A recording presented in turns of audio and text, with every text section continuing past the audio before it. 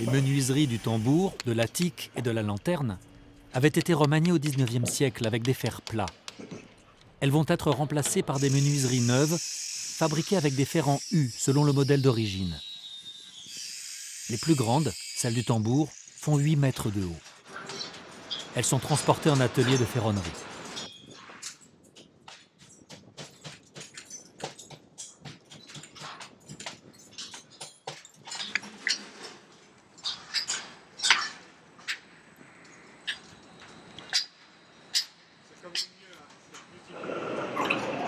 C'est les châssis du tambour. Il y a donc trois hauteurs, hein. Il y a la tique, il y a la lanterne et le tambour. Sur le tambour, il y a donc 12 châssis à restaurer.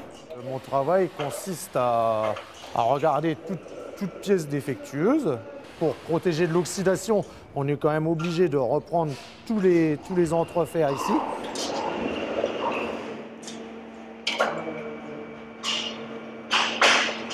La plus grande surprise a été de découvrir que sur les châssis de l'attique, on avait du fer pubé. Donc c'était de l'acier qui avait été utilisé pour la construction de la tour Eiffel de Paris. Les châssis de l'attique en eux-mêmes, ils sont beaux, quoi. Il y a quand même une recherche esthétique et technique qui est quand même pas mal du tout même.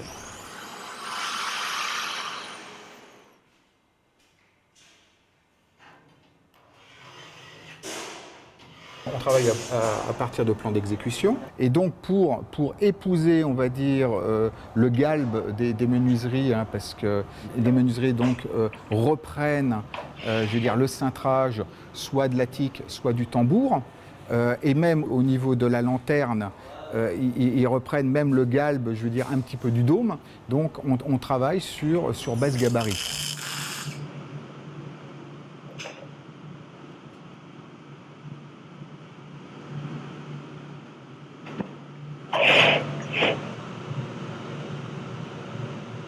Toute la partie haute, on va dire, des menuiseries est faite à la forge et au four à gaz, c'est-à-dire qu'on chauffe pour atteindre les températures plastiques, on va dire, du métal, pour pouvoir forger ensuite et former le cintre nécessaire.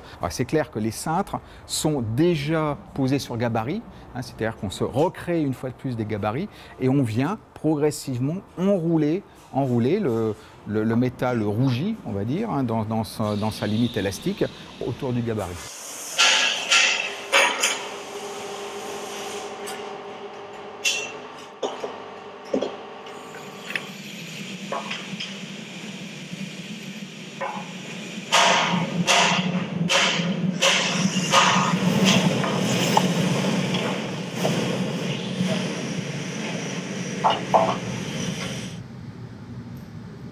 On a créé des rejets d'eau pour capter toutes les condensations de toutes les menuiseries, que ce soit lanterne, attique ou tambour, hein. Tous les condensats se retrouveront donc sur le rejet d'eau en inox pour être ventilés, évacués sur l'extérieur du Panthéon. La rambarde qui entoure le balcon de la lanterne nécessite elle aussi une rénovation.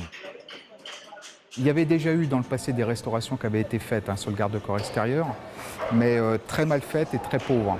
Sur ces garde-corps, on avait quand même une main courante qui était fortement endommagée, donc on a refait à l'identique toute la main courante.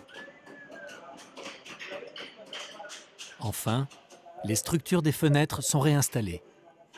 Cette opération est suivie par la pose de nouveaux vitrages. Ils viennent s'adapter sur les différentes typologies des structures métalliques, qu'elles soient rectangulaires ou cintrées, sur plan droit ou galbées.